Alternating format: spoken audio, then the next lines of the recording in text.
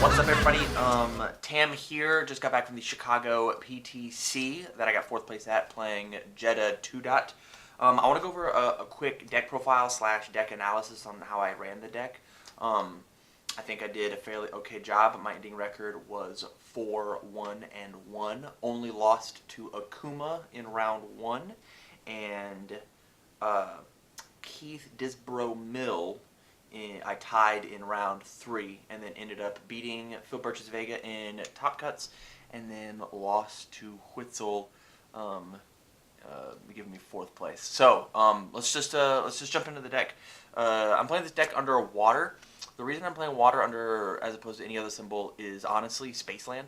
The way that I designed this deck was, first off, I made the deck back when the character first came out, and it was fun, it was exciting, but it wasn't quite what I wanted at the time, and so I kind of shelved and put them away. Made Tyler Clark's Fae deck, took that one to PTC, and then just jumped back on Fae after I played around with Jedah a little bit. And then I messaged William Howard, and William Howard's been rocking a Vega deck, and we compared notes a little bit. So a lot of this you'll see from his profile out on Rockford CCG's channel when they talked about Jedah, but I'm going to bring this from my perspective, from the results that I got at the PTC. Okay, so let's jump into the profile. Alright, you guys, so Jedah 628, he's got damage reduction as well as damage pump. He can increase his attacks, decrease yours. And the cool part is actually the bottom enhance, the once per turn enhance, and the response destroy foundation. And these two abilities are really what I used him for. So back in the day, I played a Dr. Wily deck under Death, and Dr. Wily 2 deck under Evil, that its entire job was just to wreck your whole staging area. And so that's kind of where I came at when it came to this deck, going into the Chicago PTC. So really the foundation manipulation, that's fun to say, is the whole point. So I'm going to leave him down here, and we're going to jump into the profile. So the first thing I want to talk about is the attacks. The attacks are fairly straightforward, but I will explain them just a little bit. I'm playing 3 Virus Unchained. I don't think you need 4. 0 High Block, Breaker 2, and just, it's a Jedah's top enhance again. It is an incredible first attack to lead off. This thing got swordfished more times, which tells you that it's a good card because people didn't want to deal with the later parts of the chain. In addition to that, you don't have to have played this as an attack in order to get the static off.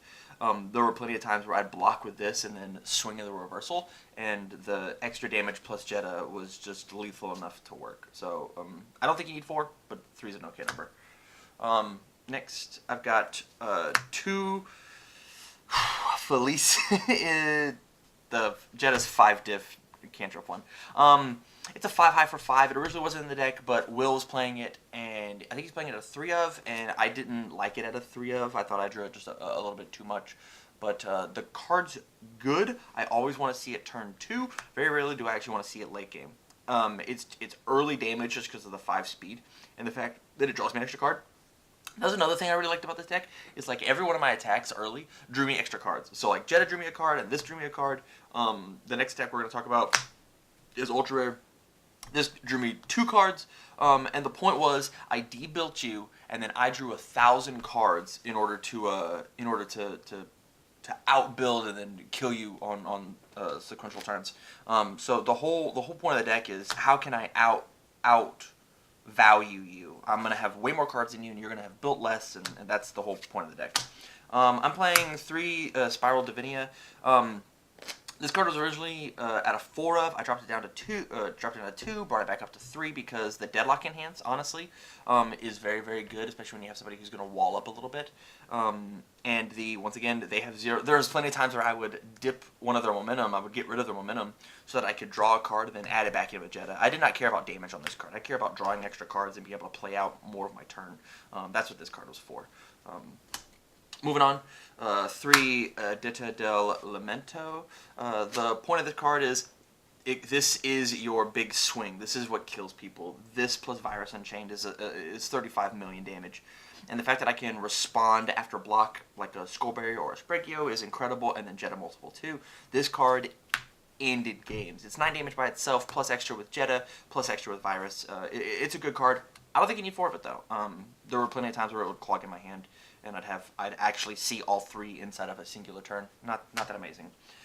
Here's the biggest regret of the tournament. I only played 2 Genevieve Terrorists, and I should have played 3. This card ended games as well. It was just as much of a kill card as Jedah. Ally stun 1 plus... this thing got plus 12 speed plus 6 damage at one point.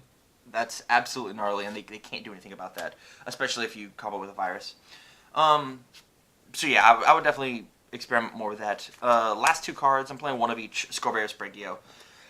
These cards came out whenever I didn't need them. I thought Scourgebear was a fantastic defensive option, and the fact that I only ran 1 of it, William does not like this card because he thinks it takes down the kill potential of the deck, and I 100% agree with him. I agree, but I feel like with missile launchers and coffee sambas and from hells and things that you don't want to deal with, having a singular skull barrier is very good. And I like the Spraggio because it was in Jedah. It actually does like 3, 4, 5 damage, so it's either something that you get to draw extra cards, which is what I want to do with my character, or they actually like get bopped for a little bit. So 1 of each, and 9 times out of 10 I would side 1 of them out if I didn't think it was going to help me. I'm running really attack light. I think we're running 17 attacks, but because of the damage pump on Jedah, it was fine. Moving on to actions, we're playing 2 Bang and 3 Prepare to Fight. The reason we're playing Bang is the fact that characters are very good, and I want to be able to stop them. And with a reversal like Spraggio, Scourgebear, Jedah, his ultra rare, like all of these cards are reversal. If they don't block it because they don't want to take that damage, we can just peg them for an extra 3 if we want to. If we're reading the turns over, and then 3 Prepare to Fight. I still think this card is absolutely insane. There aren't very many people playing this card, and I think that they should. I think this card is phenomenal. If you can get the block off, it stops a lot of stuff. With it being such a Akuma-heavy format, you kind of wanted to go into like your heavy defensive turns with 1 of each of these in order to do cool, crazy stuff. But the fact that this card exists in the format, I have to run this card. It debuilds. It's a beautiful block for whenever I respond and blow something up with Jedah. It is just... This card's really, really powerful, so I would super suggest running it. I didn't run any assets. The only asset I was even considering for this profile was Frozen Palace, which meant I got to seal. We each got to seal a foundation, but in testing it just ended up not being valuable. Maybe you guys can find an asset that was worth it. Now we're going to talk about the 4 ofs of the deck, just because I think they're the most important. Glacial Assault. Glacial Assault says that whenever I respond with Jedah's block, I don't go even with you. I actually +1. So I get to have this committed foundation, blow it up with Jedah, and then build 1 from the top of my deck face down. It's very, very good. And then randomly, some of my attacks are 5 difficulty, so the +1 speed doesn't hurt. Next, for reactive style, this card's duality of they discard a momentum or I get a momentum. There were plenty of times where I'd have 2 of these in my staging area, multiple 2 out of Jedah, and then hit them with 1 of the multiple copies, and flip both of these into my momentum, play another Jedah, and then multiple 2 it again. But the main point of this card is actually just to control momentum with Jedah in order to debuild the momentum, debuild them, draw a card, block, destroy this, bring it back with Honky Tonk. Like, there was a bunch of really cool combos. You should definitely run this at 4 of. The next card that I played at a 4 of is his Gift of Immortal Blood. This card is insane. This card I was really excited to play the Goro matchup because this card I get to selectively pick a card from my opponent's discard pile and put it in the momentum. There were plenty of times where I would pick a card that mattered. There were plenty of times where I would pick like just like a bunch of really good options, and then it does -5 speed for no reason. This thing absolutely demolishes somebody who wanted to push aggressive speed early with Jedah's minus damage and this minus speed. You just get to block everything. My last 4 of is Design for Combat. I think that you play Design for Combat in this deck just because filtering your hand sucks, and being able to flip this and destroy it with Jedah just gives it a lot of value. And then with Design for Combat, I'm playing 3 Balance Fighter. I think any Water Death Chaos deck, you just play 4 and 3 of this. Onto the weird cards. I played 3 Far Worse Places Than Hell. I like this card a whole heck of a lot. The damage pump was actually probably the best part of it. I needed to kill people, and sometimes, I only ran 17 attacks, and sometimes Jedah's pump wasn't quite enough. So you, on a reversal, have a Virus Unchained, a couple Farwar's Place from Hell, and Jedah. The last thing that's going to hit them is going to be massive. And so if they waste the resources early, you can just commit it and kill them. Or if you need to draw blocks or whatnot, there were plenty of times where I would just respawn flip on something that would just draw me a singular card, and here's another face down for me to blow up a Jedah. The 4 high block never came into play, and that's the same thing with 3 unmet demands, the other weird card. I think this card is incredibly important if we're playing the debuild game. There were plenty of times that I'd have a Spaceland dead on field with them having a singular momentum with no reactive style. So I had to put a card from the staging area in their momentum and then remove both with Spaceland, which we'll get to, and then add it back. This card was incredibly important for debuilding. There was one time that I got to the Deadlock and got to use the Deadlock Enhance, and there's some really nutty plays that you can do with this card in God of Thunder. So, moving on, Honky Tonk Woman. This card's insane. This card is, I think, my favorite foundation from Bebop. I think being able to play this on a 2 and then safely build in when you're going second is really, really good. You can fail that last foundation and then honky tonk it back in, so it's like you didn't fail it at all. There's some really cool combo-y stuff that we can do with God of Thunder, Spaceland, Venomous, as well as, which we'll get to all those. Glacial Assault's really good to just randomly bring this back in. I'll blow up a Glacial Assault, build a face down, honky tonk on the next attack, build back the Glacial. I'm going to build again. This card is very much value town for any character that has to destroy their own foundations in order to do stuff. Next, I played 2 Venomous to combo with Honky Tonk. I think this card should be played at a 2 of in any of these symbols. If you're playing Earth Forward Water, you should play 2 of this card. Card Right-Handed was so powerful back in the day, and they reprinted it, and it's playable while committed. Yeah, it doesn't have a block. You just kind of got to deal with it. But there were plenty of people who wanted to draw cards randomly or add something to their hand. This card stops Punch and Judy. Like, you commit it after a Coffee Samba, and then you don't get Punch and Judy. This card's important, and I think people are sleeping on it. Spaceland, the true bread and butter of the deck. The point was this is a Spaceland control deck, so after they added a momentum in, you just discard it with Spaceland. And mill 2 for the damage is not too shabby either. That definitely, on like a multiple 2, it definitely got in there. God of Thunder. Jake Johnson thinks this is the best foundation in the game, and I am on board, I think. Not failing your kill turns because of you checking bad is incredible in this game. Being able to just guarantee that you're going to kill somebody, or you get stunned out. I've got 2 God of Thunders in 2 turns. I didn't get stunned out. It's incredible. The commit for +2 damage never happened, or not at a pace that mattered. But just being able to re-ready or destroy something in order to build it back, very good. Celestial Being. I don't like Coffee Samba. I think that card's very dumb. And I don't like Jet playing Missile Launcher. I think that card's very dumb. Both those cards should be banned. And I'm playing these 2, my character has 2 of these symbols. And I'm playing reversals. There was one time that I did the momentum for 2-2, but besides that, it was just, please don't commit my board. This thing also stops stop. And if your character is committed, you're probably going to lose that turn. 2 Videophobia. I don't want to die to throws. There was a Huitzel player that beat me, and maybe I should have decided a 3rd one. Another one of Retreated to Arctica. This card is absolutely insane with Honky Tonk Woman. I'll destroy and your thing doesn't work. I'll flip my Honky Tonk. This will come back in committed. I'll God of Thunder and ready it back. There's some really amazing destroy effects that you can do with God of Thunder, Honky Tonk, and this card, and any destroy card. So there's a lot of really cheeky stuff that you can do. I'm playing 1 Olympic Boxer. The whole point was I wanted to draw cards, and gaining life in a character that DRs is very good, especially whenever my attacks get massive, and one of the ways that you can deal with that is, I'll reduce its damage back to Predator, -2, so I'm just like, oh, well, it's already not going to do anything, so I'll just draw a card then. And then I can blow it up with Jedah on the block. This card always got sided out. It was just, I really enjoyed having it when I played in the first game, just because it meant my opponent was a little afraid of DRing me, but at the same time, maybe they weren't. What is Spies All Evil? This is a meta choice.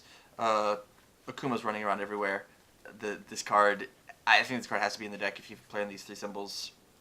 Just saying enhanced destroy checks cannot be modified for the rest of the turn. is incredible. It says that he is still allowed to flip his foundation or flip his card pool because that's a cost. But your attacks, none of your stuff gets -2. And as Jedah, who I want to block with my attacks a whole heck of a lot, this is important. And it doesn't say your turn; it just says destroy. And then lastly, you can build it back in with Honky Tonk Woman. So there's a lot of really strong stuff.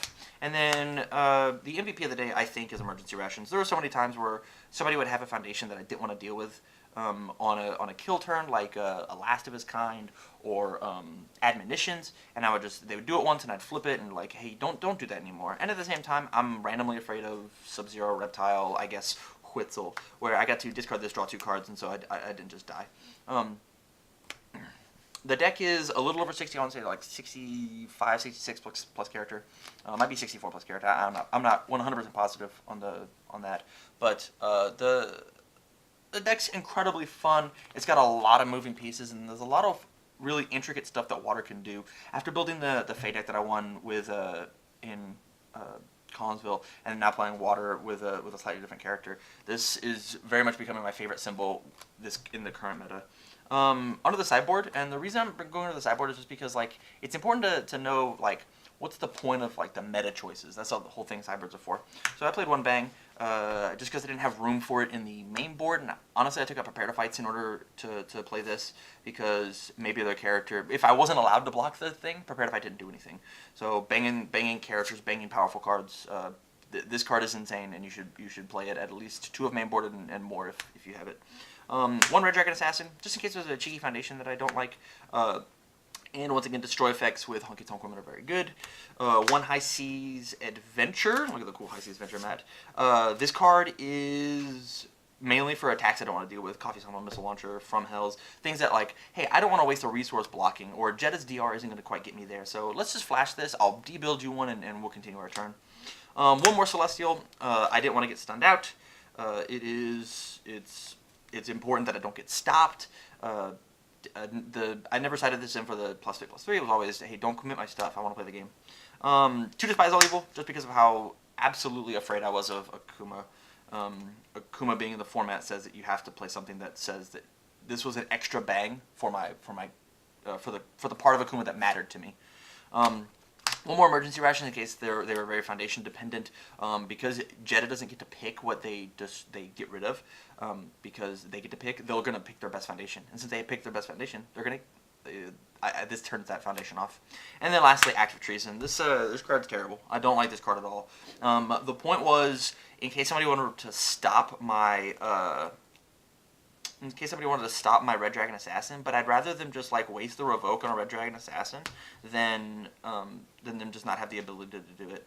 I definitely would not have cited Act of Treason. Maybe you guys can have better luck with it, but I thought this card was very lackluster. So yeah, that's the profile. I went to Chicago for the first time, had an absolute blast. If you have any questions about how the deck runs or the choices that I made whenever I piloted the deck, hit me up on Discord or Facebook, or leave a comment down below. I look at all of those. If you like the content, go to Patreon, do the cool YouTube stuff, like, subscribe, share in your local playgroups. So with that, stay tuned, everybody.